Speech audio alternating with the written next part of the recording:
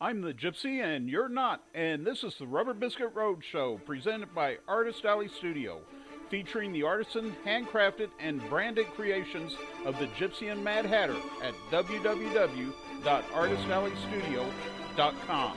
And now, on with the show.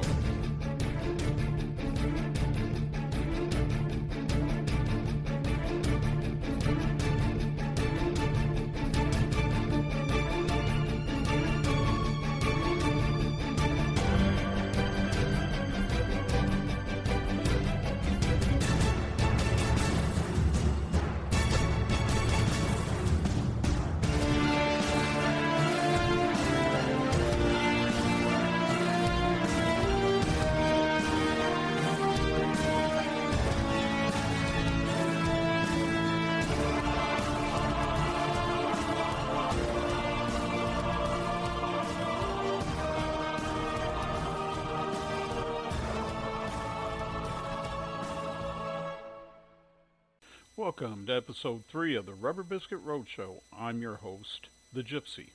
If you've been following along with us for the past 2 episodes, you know that I am presenting my novel, Never Say Never, An Epic Journey, Volume 1.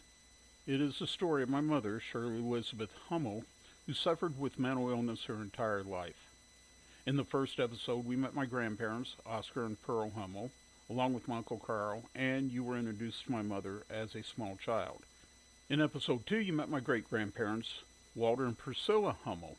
You also found out about a genetic trait that seems to run in the Hummel DNA, one of which my mother shared, and I myself too share. Now as we venture into Chapter 3 of Never Say Never, An Epic Journey, you will discover that, frankly, my dear, I don't give a damn. Tuesday, July 23rd, 2013. Tuesday morning broke bright and crisp. I stretched and unkinked my muscles.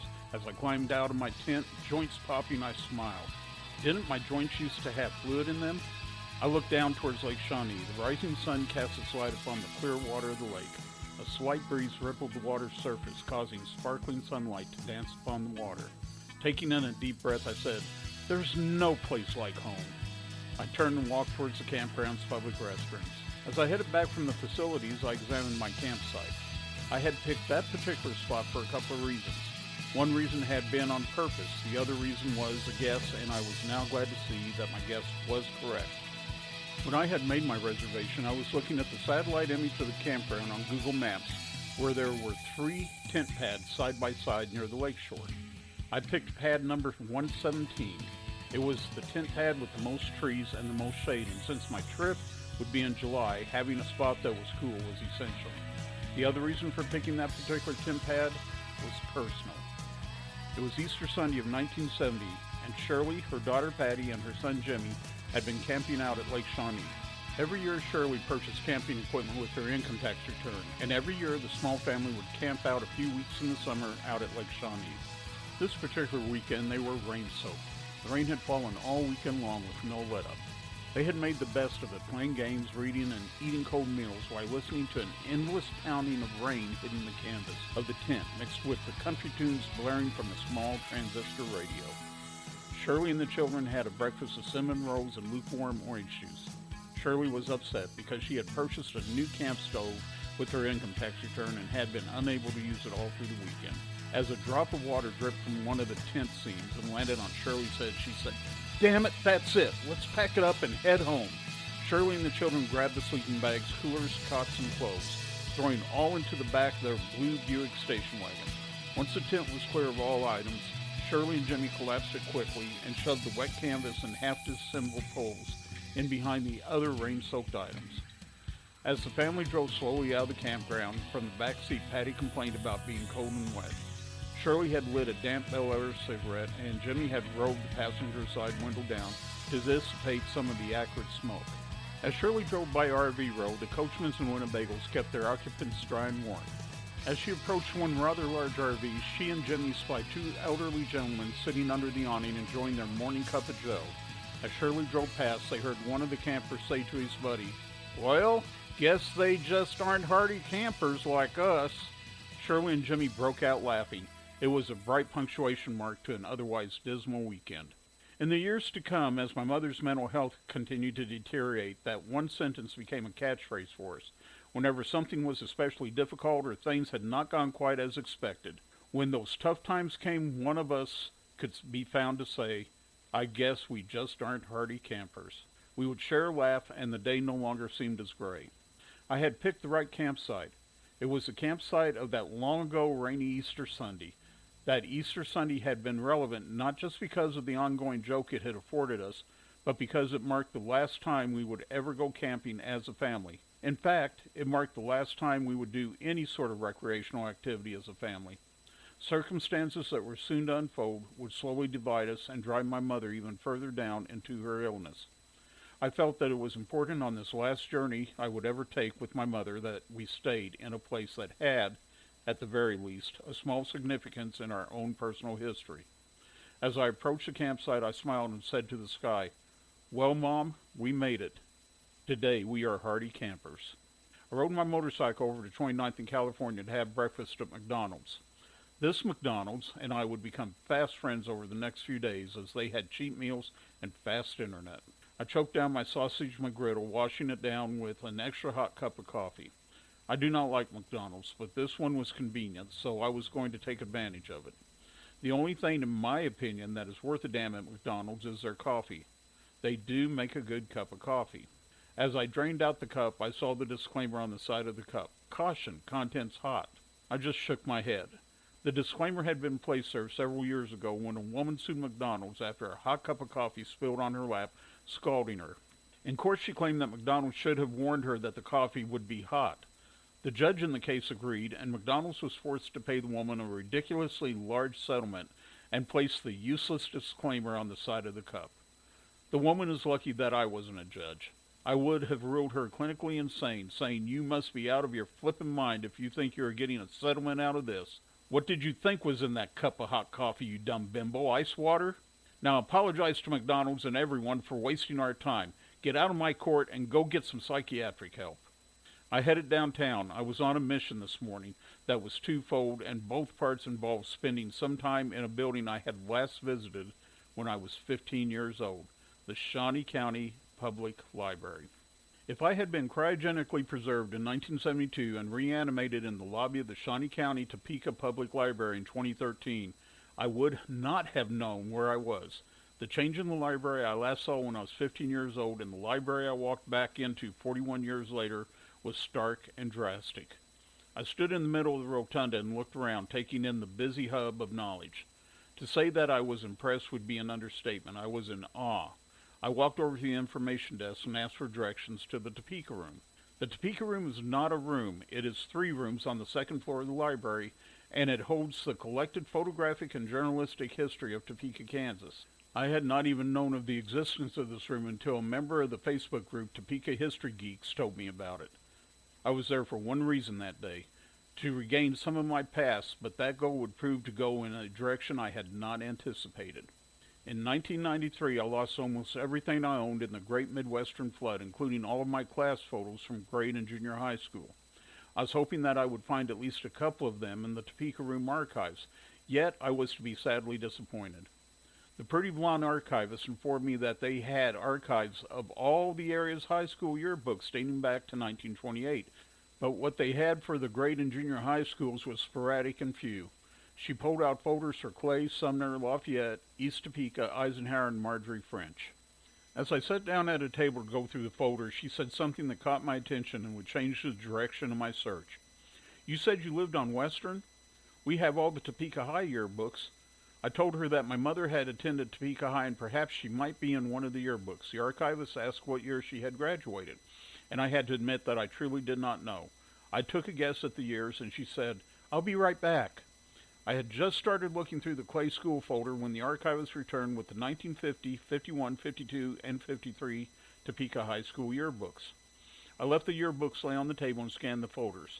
The Clay folder mostly contained newspaper clippings of the school's change to the Latin school. The Sumner folder was a little more interesting. It contained articles about Brown v. Board and a schematic of the school's 2 floors.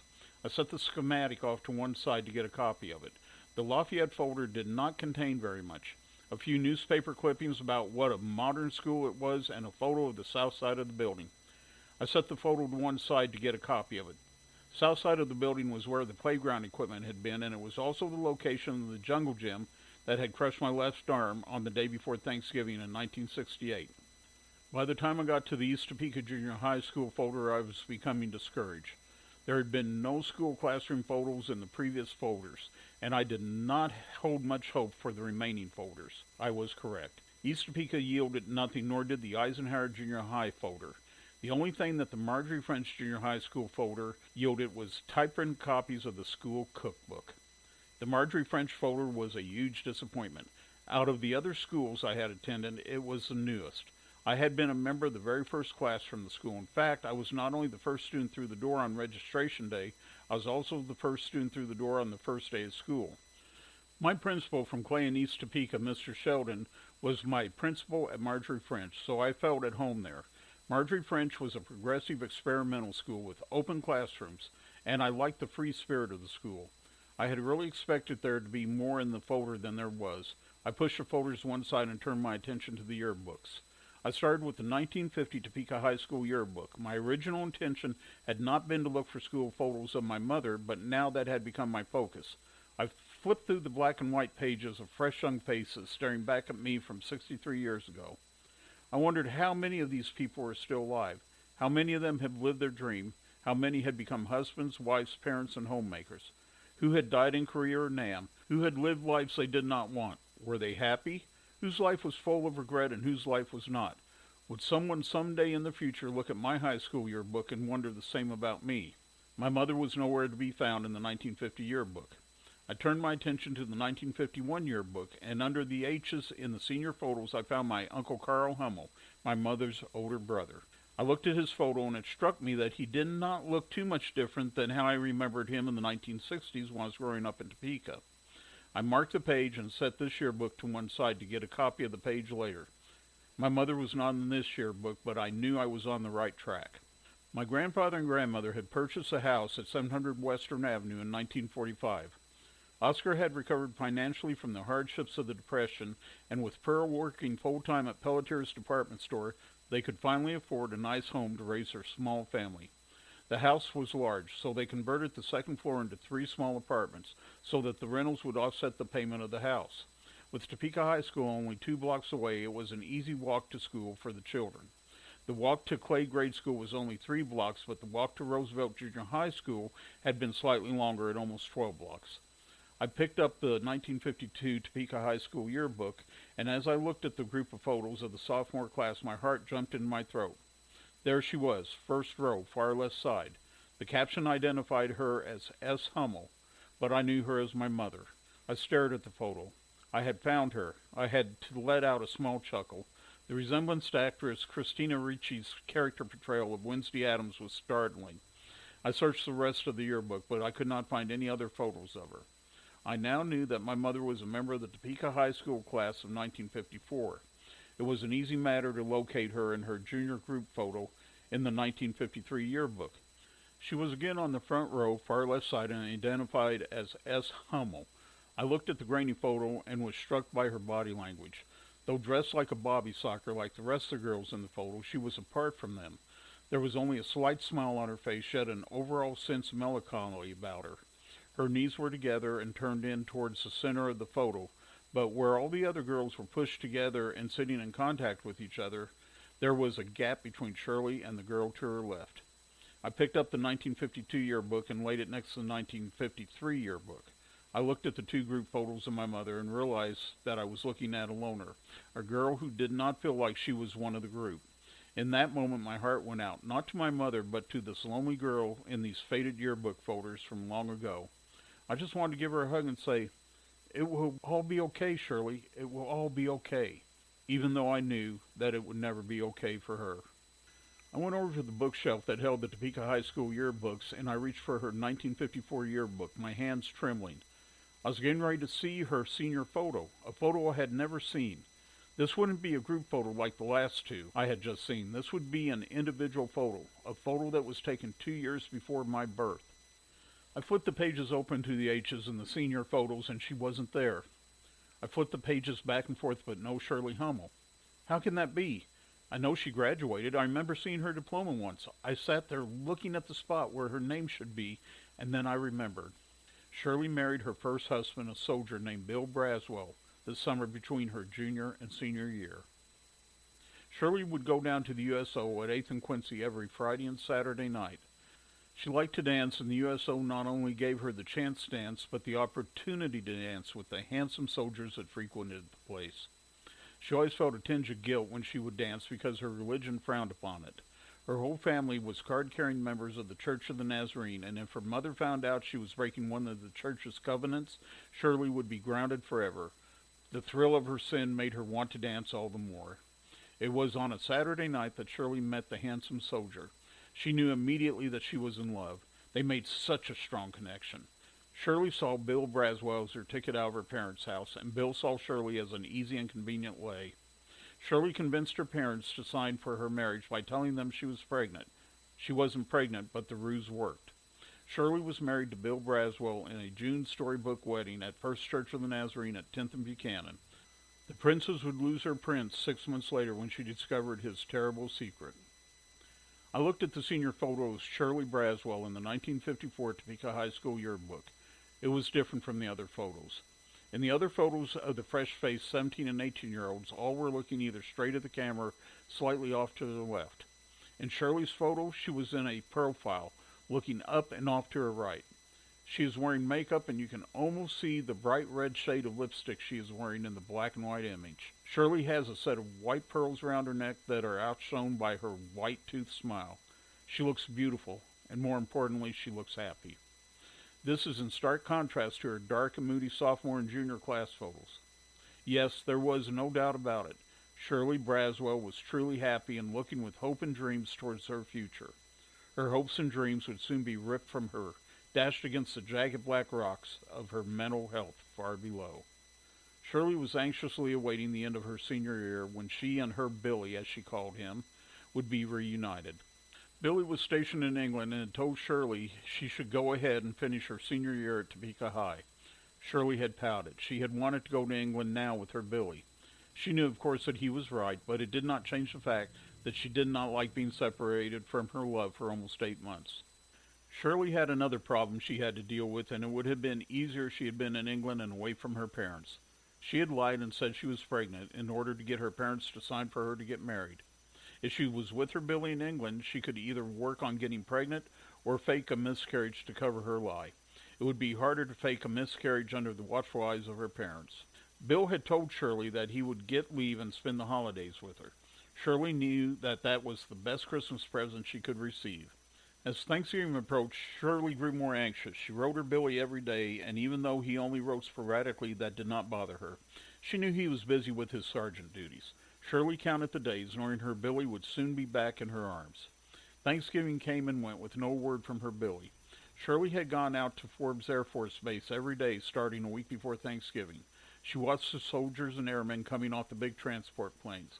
She had imagined that Billy would try and surprise her, but she had decided to surprise him instead.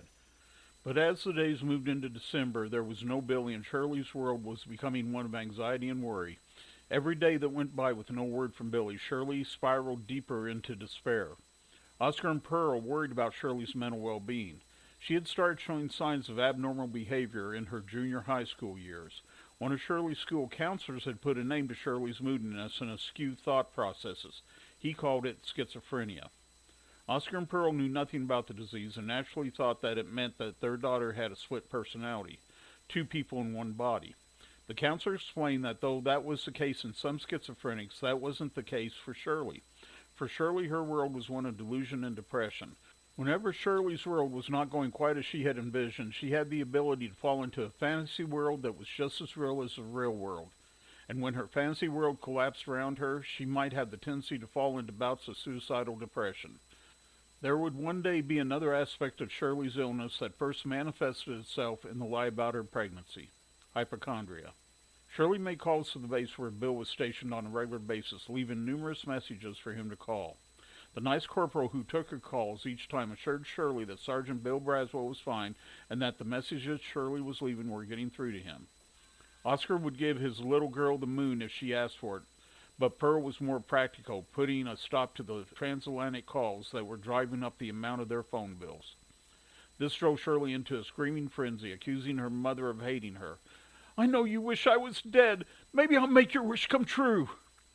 It had taken a lot to get Shirley calmed down. Pearl made a call to the base herself and expressed the urgency that Bill Braswell call his wife as soon as possible.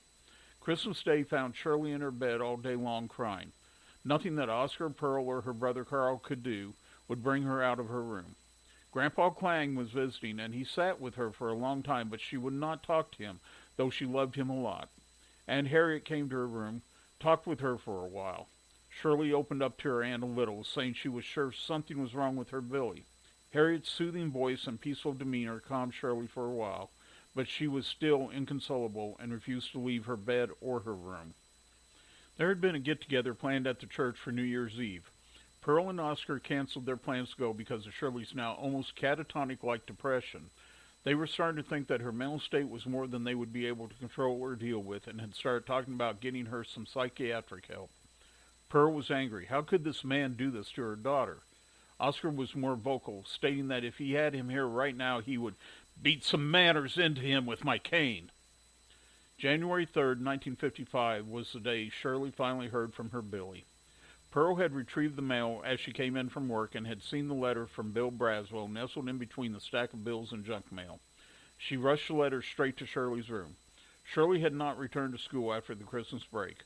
Pearl and Oscar had decided it was time to get her the help that they had talked about. Now here was the letter Shirley had been waiting for and the hope of pulling her out of the dark abyss that she had fallen into. Pearl smiled and handed the letter to her daughter, who quickly snatched it from her hands. In later years, Pearl would reflect on this day and wish that she had opened that damned letter and destroyed it before her daughter ever saw it. Shirley opened the letter with trembling hands and began to read. My dear Shirley, I am sorry it has taken so long to write to you, but I have had a hard time finding the words to tell you the truth. You are a beautiful girl, and we had a lot of fun together. I even enjoyed the formal wedding. It was fun, and something I never experienced when I married my wife. I know this will be hard for you, but it is true. I am married to a British girl. We have been married for a little over 2 years. She is pregnant, and we are very happy. I do not know why I led you on. It seemed like harmless fun at the time, but I know it was wrong. You, of course, will want to get an annulment so that... Shirley got no further in the letter than that when a blood-curdling scream came out of the deepest, darkest depths of her soul. It was an ear-piercing scream that would not stop. Pearl was trying to calm her daughter when Oscar came into the room and said, I have called an ambulance. What happened? He then looked at his daughter and saw the blood coming through the bed sheets where his daughter's crotch would be. Oh, God, was all he could say. Pearl looked down, saw the blood, and knew it for what it was, a miscarriage.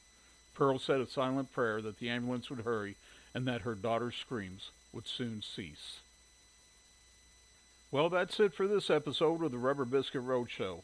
I hope you'll join us here next week for Chapter 4, Here's Looking at You, Kid.